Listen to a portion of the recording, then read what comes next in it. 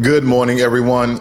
Welcome to Blacklogic. This morning for your news update, we're going to cover Texas facing devastating floods with 82 confirmed dead as rescue operations continue across the state. An Australian woman convicted of killing 3 relatives with poisonous mushrooms hid in beef Wellington. Trump plans to meet Benjamin Netanyahu to align on a Gaza war endgame, pushing a 60-day ceasefire proposal. And Israel strikes Houthi-held ports and a seized cargo ship in Yemen as tensions flare with missile exchanges. Tesla shares plummet 7% after Elon Musk announced his new American party, rattling some of his investors.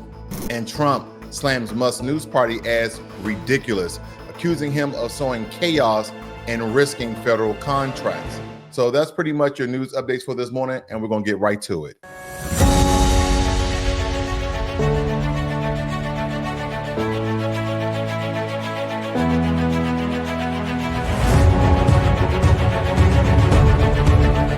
So there's nothing Hollywood about the real horror that's going on in Texas right now. This is absolutely a reality. Ravaging rains turned the Guadalupe River into a 20-foot wall of water, sweeping away cabins at Camp Mystic.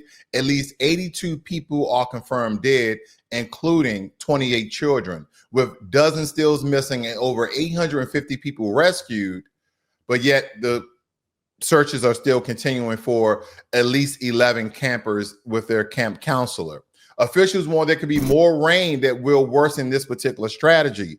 Now, this is near and dear because this is around 4 or 5 hours from where I live in Texas. But nonetheless, if you guys have it within your heart, you guys should definitely try to donate and support a lot of the families who are going to be reeling from this. A lot of people lost their homes.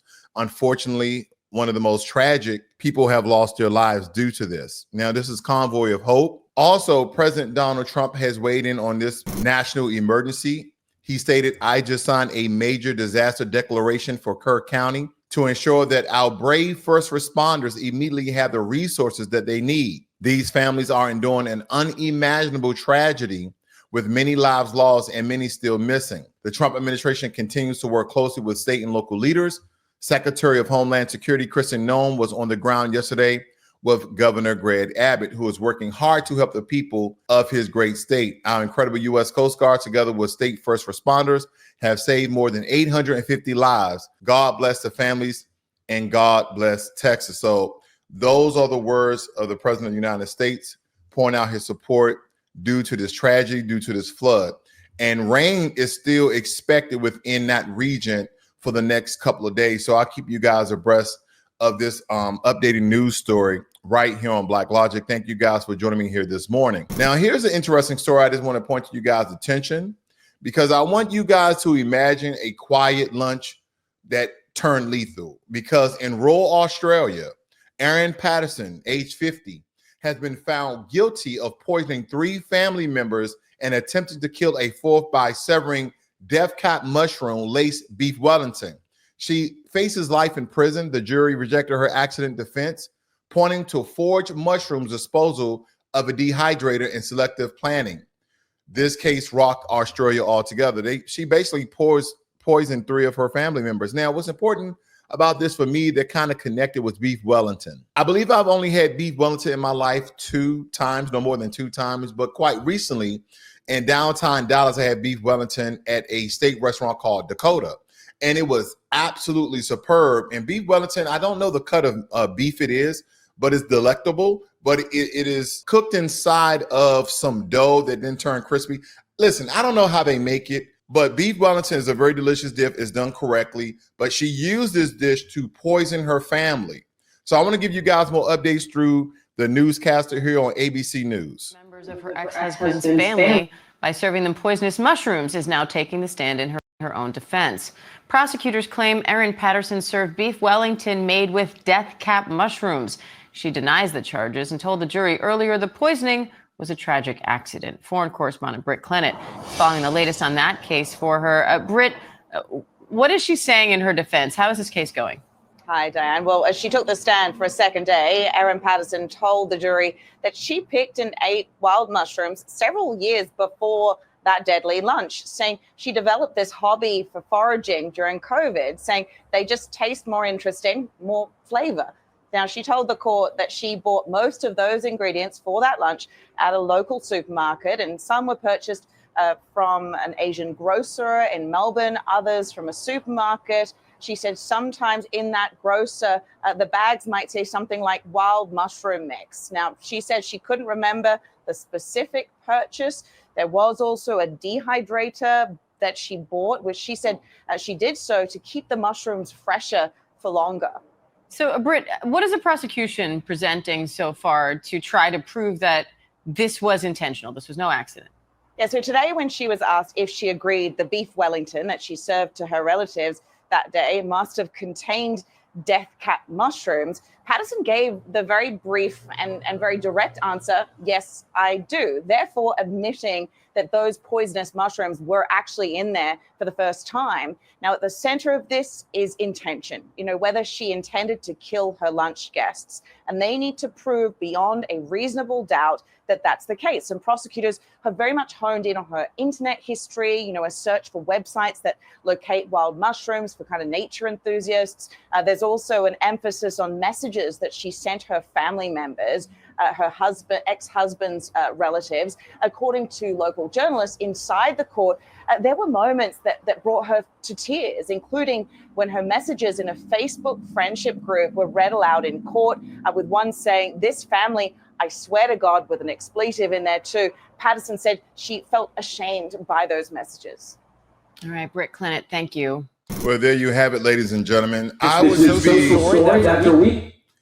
just be very weary of certain relationships that we have, either with friends and family, and them cooking you a meal. Now, of course, this doesn't happen. This is not occasional where people are poisoning people, so there's no alarm to be raised.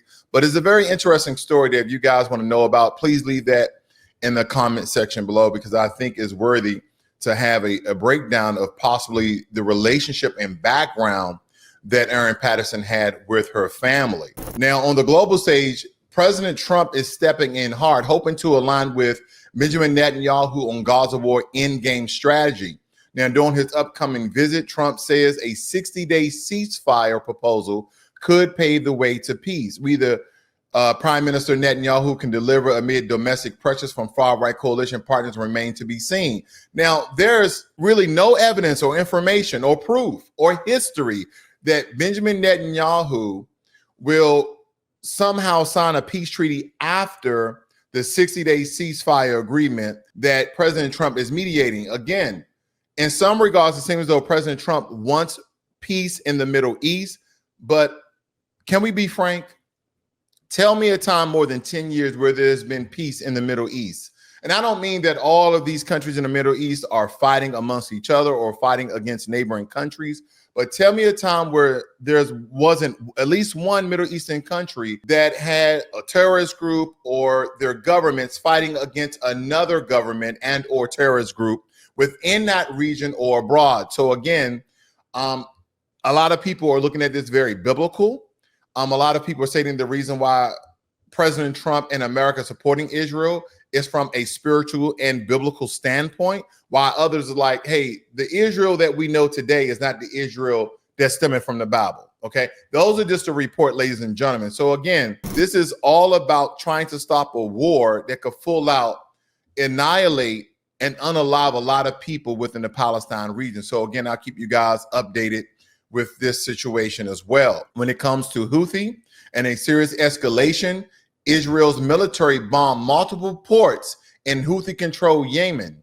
And it stated that the Ras Qatar power plant, they also struck the Galaxy Leader cargo ship that was seized by the Houthis in 2023. The Houthis retaliated with missile launches. This marks one of the most direct Israeli strikes on Yemen in weeks. So this is one of the things I continue to point out when it comes to the different conflicts and wars within the region. Whether it be Hamas in Palestine, Houthis in Yemen, you have Iran. Again, Israel seems to be in a lot of conflicts around the region. And I know there's a lot of Israeli defenders out there. And I'm just looking at this very neutral. Right? I'm not pro this or anti this, because, you know, anytime that you speak in a particular manner that may be deemed not beneficial to the Israeli state, then you're being anti-Semitic. No, this is just me looking at it very neutrally and looking at the situation that Israel is in. They're literally fighting three different groups with a country no bigger than New Jersey. I want you guys to really think about that. I want you to combine Yemen, their landmass, their population, Iran, their landmass, their population, as well as Hamas. Now, this is mostly directed within the Gaza region because they're stating anywhere between 15 to 30,000 fighters in Hamas. So again, if we look at these combined forces against Israel, how is a country so small, no bigger than the state of New Jersey, has the military equipment, the military manpower in order to fight out and destroy a lot of their enemies, a lot of their foes? So again, this is something to look at, and we already know the answer to that, family, that America is funding that, and America is backing that altogether. So again, I know the questions are, and you can leave that in the chat below, leave that in the comment section below. How does Israel continue to be in all of these conflicts, and America seems to blindly support them without any justification or any end date in sight? Very, very interesting. Now, Elon Musk, Tesla investors panic Monday this morning, sending shares tumbling nearly 7% in their pre-market trading, wiping billions off the market. And the big question is why, and we already know, because CEO Elon Musk of Tesla announced he's launching the American Party, stating basically that we live in a one-party system. And this is to challenge what we know, the bipartisan system. Even though we have Republican, Democrats, and Independent, let's be realistic, no one really counts independents as an actual party because they don't have big shadow business and government supporting them with hundreds of millions and billions of dollars. Now, Wall Street fears distraction and political backlash, and Azori Partners even postponed a Tesla ETF launch amid the uncertainty. So this is going to hurt Elon Musk very, very financially. Here's my take when billionaires try to get in politics. Also entertainers like Ronald Reagan, Arnold Schwarzenegger, and all other sorts of people have gotten into politics. I don't think they know how heavy politics is and how corrupt politics are, and how in some regards, in order to get the funding, in order to get legislation passed, to have certain bills move through the Senate, move through the House, to even convince the president to sign into law, what would you have to do in order for that to happen? Now, Elon Musk is the richest man in the world, but let me tell you, ladies and gentlemen, money does run out. Government contracts do end, and investors' money do dry up. Investors can withdraw their money at any time, which has done this. They have withdrawn a lot of their millions of dollars within the Tesla stock, which has dropped significantly by 7%.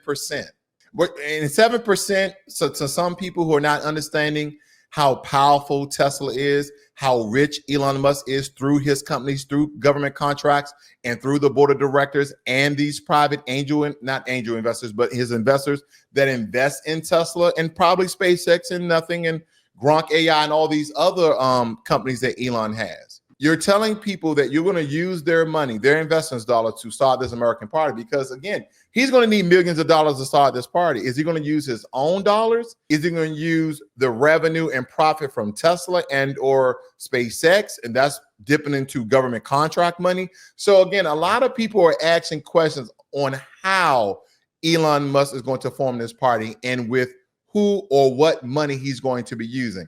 But I'm going to give you guys my take right after this next story I have that you guys, because Trump's called Elon Musk's new political party ridiculous.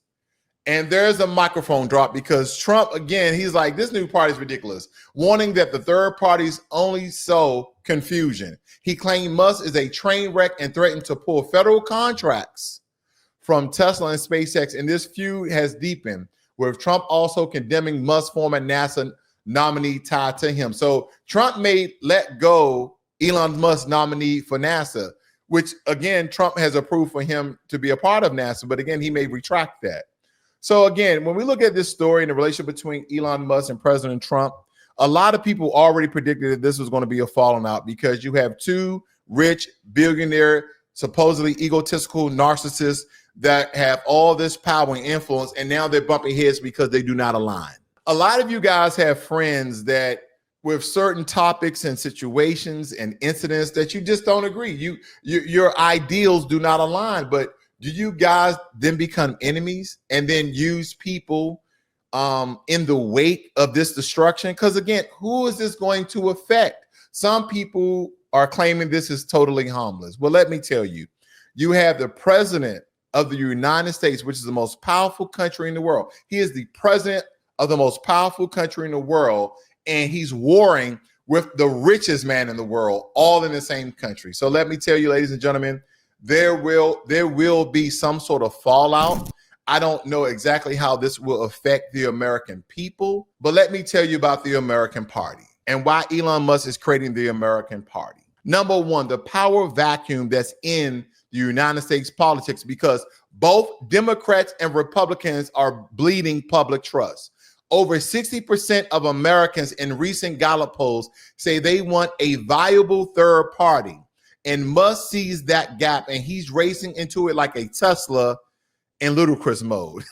It's time for a new party of reason, fairness, and truth. I'm just paraphrasing what Elon Musk stated because he tweeted this on his Twitter or X rather platform. And Musk isn't just selling Teslas, he's selling freedom tech, anti-woke mantras, whatever that may be, and common sense. He's curating an army of independent thinkers, libertarians, frustrated centrists, and MAGA-leaning tech bros who hate cancel culture and love capitalism. Now, with X, Musk owns a political background. He doesn't need MSNBC or Fox News. He is the media when it pertains to X, also known as Twitter. He can shape narrative, troll opponents, spotlight candidates, and fund them all in the house. And that's political warfare 2.0 when we really look at the hallmarks of this. This is absolutely daunting to me because, again, these political parties like the Democrats and Republicans, conservatives and liberals, independent to a certain degree, they have all sorts of independent donors from all over the map, from all industries, from entertainers to bankers to oil tycoons. They fund legislation through political parties of what they want to see to make their companies and make their investors more profitable. So I'm just curious, out of some of the sect people I just named, like tech bros from the MAGA, libertarians, etc., who's going to fund this American party? Because let me tell you this, it's going to cost some money, ladies and gentlemen. It's definitely going to cost some money. But with Trump and Biden both aging liabilities, Musk wants a hedge. The American Party gives him influence in legislation, protection of tech crypto assets, leverage over future administrations. He's not just building a party, he's supposedly building a shield, so to speak.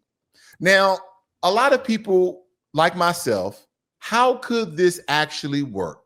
When we factor in Musk's worth equal his political infrastructure, Musk has the capital to bankroll a new party without donors, without super PACs, without lobbyist streams. Think about it. No other third party founder ever had this advantage. Now, when we look at the national recognition of this, he doesn't need to build name recognition. He is the brand. Everybody in the entire world is familiar with Elon Musk and Tesla. Everyone.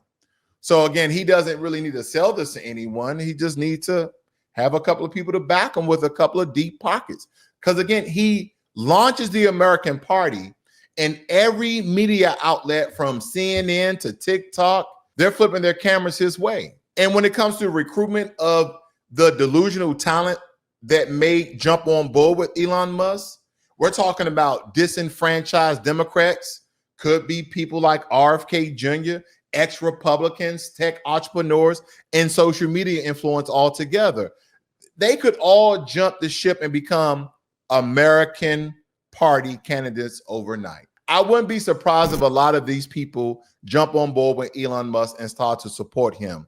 Imagine voting systems, fundraising, political town halls, and live debates all hosting on X. It's centralized, it's monetized, and in some regards, it's Muskified, because before Elon Musk took over X, you didn't really have to pay for anything. Now there's plans and you get the blue check mark, the orange check mark, the white check mark. You have this plan, that plan. If you want stronger Gronk AI capabilities, he has monetized X, which is some regards was free untethered media. It was free untethered media. Now a lot of us have to pay just to get recognition to get our voices across on X, which at one point in time was a way that we can do this. And this is all behind the big, beautiful bill, no less. He has done this because President Trump has signed the one big, beautiful bill into law on July 4th, Independence Day. And Elon Musk, when I think about this, when I really, really think about how this could fail, creating a party in some regards is easy. It's a couple of pieces of paper, a couple of dollars here and there. It's very easy. He's not going to be doing this himself. He has all sorts of, business managers and secretaries, etc. Creating a party is practically easy to him, but getting on the ballot in all 50 states, that's brutal.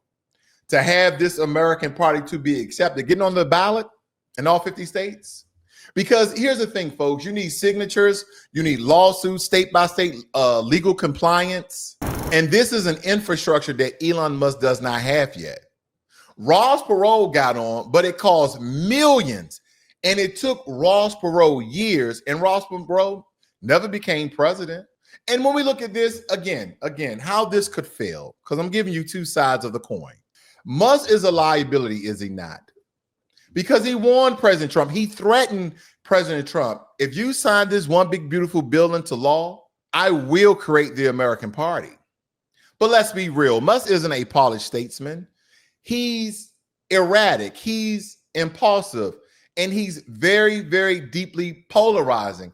And that's why President Donald Trump, no less, has stated that this new political party is ridiculous. Because he understands what it takes in order to start a new political party. Because do not forget, President Trump first started off as a Democrat. Then he stated that this is lunacy. I believe, conservatism. I believe in the Constitution. So then he became a Republican. He kind of jumped ship because a lot of the Democrats, a lot of liberals wasn't on board with the ideology of President Donald Trump. And President Trump was like, you know what? The Republican Party is more aligned with me because we're businessmen, we're capitalists, we're this, we're that, etc. Here's the thing with Elon Musk, as I was saying, because again, he's very erratic, he's very impulsive. We know this. One wrong meme or tweet or message on X could nuke his entire movement, because when he gets an itch, when Elon Musk gets an itch, Elon Musk scratches that itch. He holds no bars, and some people love it. Some people even love how President Trump doesn't take no crap for anybody. So again, they may be on board with Elon Musk. I wonder, is the American Party libertarian? Is the American Party technocratic? These are some of the questions I have. Is the American Party conservative, anti-woke? Now, until Musk drops a clear platform, is at risk of being a cult of his personality. Because do not forget, he wants Gronk AI to align with his ideology. So again, when you guys are typing in things and you're trying to maybe get some information, maybe you're trying to cite some references for a paper, or maybe you're just trying to get a fact, or you're trying to get an idea, and you just type in Gronk AI, the way that Elon Musk was talking around 2 weeks ago, that he's going to align the responses of Gronk AI with his ideology. So again, when we're talking about the American Party, is this for Americans and all our different views, or because you are starting this party and funding this party, is this some sort of cult of a personality of Elon Musk with no legislative spin? Now and again, both the GOP and the DNC will sue, smear, and smother this movement altogether. Remember what happened to Bernie in the DNC or the Tea Party in the GOP? Now, I want you guys to multiply this by 10 when it comes to Elon Musk.